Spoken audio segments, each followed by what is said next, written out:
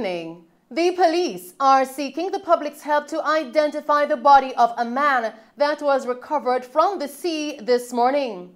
Now, the body was spotted floating in the water near Raytown across from the General Penitentiary perimeter wall in Kingston. According to the police, the body was found sometime after 9 a.m. wrapped in a sheet with its feet bound and tape around the head. Now, further to this, investigations are ongoing. Still tonight, an 8-year-old boy was fatally shot and his father critically wounded in a gruesome attack in Hayesfield, Clarendon on Wednesday night. The child has been identified as Thomas James Jr. Police reports coming into our news center are that a lone gunman walked into a shop operated by James's father at their home, purchased an item, and then sprayed the father-son duo with bullets. Both injured were assisted to the hospital where the child was pronounced dead. The father, Thomas James Sr., was hospitalized in serious condition. The gunman reportedly escaped. Investigations into this incident are ongoing. Continuing with the news tonight, Public Defender Arlene Harrison Henry is recommending that the police corporal who was accused of cutting Nzinga King's hair be charged with assault. This after an investigation by her office found that the woman cut the teenager's locks allegedly out of revenge. Harrison, in a 67-page report on the incident that sparked public outrage, made a raft of recommendations, including damages for the assault that was committed by the police and the violation of Nzinga's constitutional rights in relation to the cutting of her hair. King, a 19-year-old student from Lioneltown in Clarendon, alleged that her dreadlocks were trimmed by a policewoman while in custody at the Four Paths police station in Clarendon in July of last year. King, who was arrested for disorderly conduct stemming from a June 2021 incident at a taxi park in Maypen, also alleged that her dreadlocks were cut because the police said they were a suicide risk. But after months of delay in the investigation that was turned over to the Independent Commission of Investigations, INDECOM, by the police, the Director of Public Prosecution, Paula Llewellyn, had recommended that the police corporal should not be charged. A similar recommendation was made by INDECOM. Harrison, in her report, said that there was no material evidence to support the argument that King's hair was cut because she is a Rastafarian. Still making Mello TV news, opposition spokesman on education Dr. Angela Brown-Burke says it appears some level of accountability is being brought to bear at the Ministry of Education and Youth. I think many well-thinking Jamaicans were pleased to know that MOCA was actually doing that kind of active investigation. You know, for so long we have been talking about the various institutions and agencies that fall under the Ministry of Education, and the fact that there has been so many cases of whether it is mismanagement, whether it is thievery, whether it is just simply allocations and how that is spent, accountability, and so on. So I think that just knowing that MOCA went in and seized these equipment and so on gives us hope that this is an active investigation, that pretty soon we will hear something that is more definitive. And I think too, it is also, you know, when persons talk about it, they're also struck too that this is happening at a time when, even as we speak, there are teachers who have not received the level of remuneration that they have been promised. You know, they just finished a negotiation, they were expecting to get it. Some have gotten differing amounts and nobody is saying to them exactly what is happening. Some have not gotten, some have gotten less than they thought they would. Even the summer payment for summer is still outstanding. And so I believe that everyone is heartened to see that the Ministry of Education is being held to account in some way for how they have been managing taxpayers' money and all of what they have been doing. Dr. Brown-Burke was reacting to a recent raid by the major organized crime and anti-corruption agency MOCA last week at the offices of the ministry. Several laptops and communication devices belonging to some senior officials were seized. The raid was a part of an active investigation by MOCA into the ministry. Meanwhile, Dr. Brownberg commented on the Bridgeport primary school student who has died from injuries he sustained after being hit by a car in front of his school. You know, in recent times we have been hearing a lot about speeding and the number of lives that has claimed across the island. And more recently now we have been hearing not just about lives generally, but about, in Bridgeport in particular, young McLean's life, who was actually hit down by a vehicle in and around the school area. And so I really want to make the appeal to all our motorists on the road to slow down, to take it easy. But in particular, when you are in a school zone, please, beg you, remember our children, look out for them and make sure that they are safe. I also want to call on our parents, you know, whether it is through the PTA or just through your class groups or so on, to just kind of come together and see how we can be that village who would be helping to raise our child or to protect our child, so that if you can't always have the opportunity to provide safety to accompany your children to or from school, that you still know that there is a safe way in which it is being done. Please, I mean, you know, it is so heart-wrenching when a young child is either hit down or who has been killed, and we don't really want to see that happening to any other of our children. Continuing with the news, settlers from Little Bay, Brighton in Westmoreland are calling for the Prime Minister's intervention in a land dispute. Here is Colleen May with more on this story. A bitter and long-standing land dispute in Little Bay and Brighton in Westmoreland escalated yesterday, with residents who were ready to take their protests up a notch after what they say was an attempt to bulldoze their dwellings. The police intervened, no buildings were razed, and a full-scale riot was averted. At the heart of the issue is more than 800 acres of prime beachfront real estate that have been occupied by more than 1,000 residents over the past 80 years.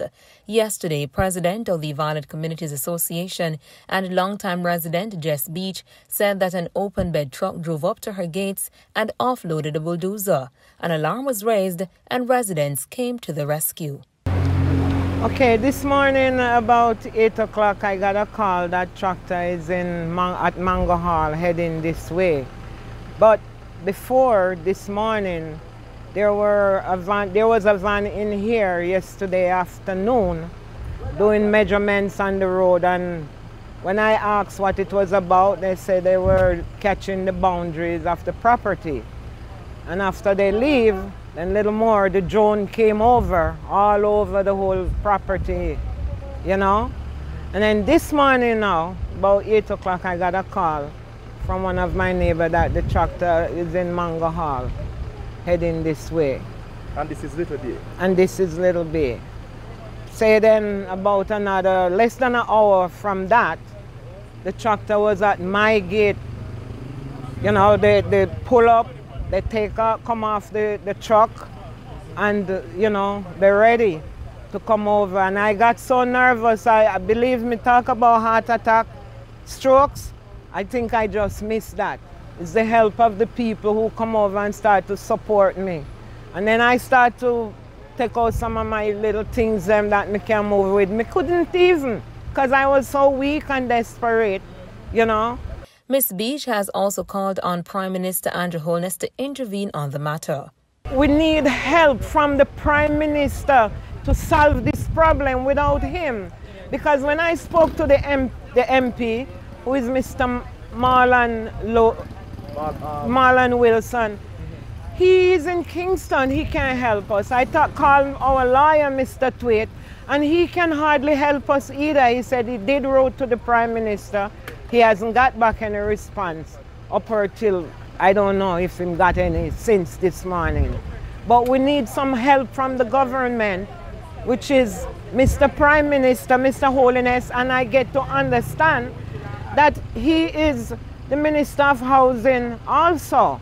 I'm not sure if I'm right, but We need some help, so we're willing to buy where they're gonna give us. You know, we're willing to buy. I pay taxes. You know, I was surveyed by the court and I pay taxes. I don't know what else to do. I don't have nowhere else to go. I'm 70 years old, you know, and all my money I spend down here, full out all the rock stone that me can walk on and put the little house. And then I can't even do any maintenance because you don't know what option is there. When we visited different parts of the area, one resident, James Drummond, explained how the demolition was aborted due to the response of the people. I'm 57-year-old, born and raised down here. I got this school, little bit earlier school, left by Green Island Secondary School. You understand? And all the years I hear some live. You understand? You know, see, and this morning, over my yard, I look out my animal them, and me hear one truck out here. And me I want that say what happened. And somebody, and my neighbor come over and tell me say, you know, here what happened. Then bring tractor out there to come back down with house. The house them. You understand? When me come out there, I see one big tractor down on the beach. And one trailer. We bring it, park up out here. So. You understand me? So what did you say to the tractor man? You know, so them not tell me nothing, they tell the people them to say they come if you demolish your house them. And say they must start on this lady house first. And I right in front of in the building. Then come put down the tractor. You know? So and people start come down and look at demonstration and start going. You know, see? And then they until when they listen and hear how go on with the people them, the man them kind of get soft up and say, boy, really, you know, and then decide so they must move, they must take up a tractor and move. Because them, you can see they don't really agree with what go on with the people them neither, you know. Although them bring it come, if you do their work, if you do the work, the man then realize and say, no man, this not look fair to the people them. Other residents told our news team of their displeasure and anger in the way in which the situation has been handled and seek the Prime Minister's intervention. I don't born and grow in Little Bay, but I come here and live here about 30 years now. And I get this piece, I get my spot from a man called Mr. Brown. He was an overseer for this land. So the white man called John Eistas, him come and say him buy this piece of property. But what I don't understand, him used to have a hotel down the bottom called Coconuts. Him know lots of people live on this property. I was just wondering why him chose to buy this piece of property just like that. If you're gonna put your money in something, you have to know what you put it into. When you look on the community, you know how frustrated this community is, you know, after what happened right now, you know, right? Rule number one, the school around here, all those little kids now go to school. Where they don't live when they do all of this, yeah, right? Then grand picnic enough for them bury upon this, you know. See? Some of them parents bury upon this, yeah. And we the poor people have fight for try to live and can't live. But what happened, Mr. Prime Minister? You tell me please what happened, right? You if you represent with RSN representative, you can represent us. Your people have voted you in. See? And we've been neglected. Right. Tell me what go on. We cannot do better. Give we even the option for we buy with spot where we live. See? Because low gas will be, we know there's an option and intention because everybody ambitious for them with $1, $2 and pay for them so much what they get. But with the bullies him, sir, and you live in Jamaica. And we want to get this land problem solved. Because if we don't get it solved, it's gonna keep going far away where we don't want to go. And the government don't want to reach this. So we need to give us some assistance, make we know where we stand. Because it's gonna be rugged. The community was also visited by Councillor for Little London, Ian Miles, who also made an appeal for Prime Minister Andrew Holness to intervene and warned that the incident is a time bomb waiting to explode. Quite unfortunate situation. This has been a long-standing issue for a number of years. Amidst what the decision the court has taken. As it is now, residents have been living here for over 70 years. And we are all aware of the law that determines how a private property is settled. So having lived here for 70 years, plant your fruit trees and establish a certain kind of lifestyle, one is expecting that certain credence will have to take place. However, the owners continue to press on. But as citizens of this land, I'm calling on the government to intervene, because what happened this morning is quite unfortunate and could have escalated beyond where it was if it wasn't for the intervention of the security forces. We don't want any lives to be lost in these areas over this fallout. And so I'm calling on the Prime Minister, in whose office the Minister of Housing is operating, to intervene and at best form some kind of protection for the citizens of this nation. We can't afford to allow the citizens who have built their lives and their livelihood for over 7 decades to just watch it scattered before their eyes. Reporting from Mello TV News, I'm Colleen May. Thank you, Colleen, for that report. And in the meantime, the PNP has asked Prime Minister Holness to intervene on behalf of the residents of Little Bay. In a statement released today, Mark Golding, leader of the opposition, said that last evening the nation witnessed an ugly, volatile situation in Little Bay, Westmoreland, where residents resisted an attempt to demolish their homes and business places and evict them using heavy equipment.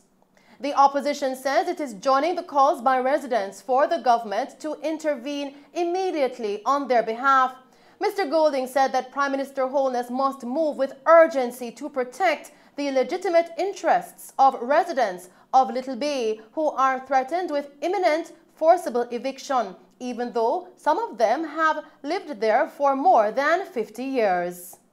The release further pointed out that some residents have been paying taxes for these lands and have sought representation from the government through their Member of Parliament, Moreland Wilson, but have not seen any intervention from the authorities to address their plight. Now the opposition is urgently calling on the Prime Minister to intervene before the situation results in loss of property and even life.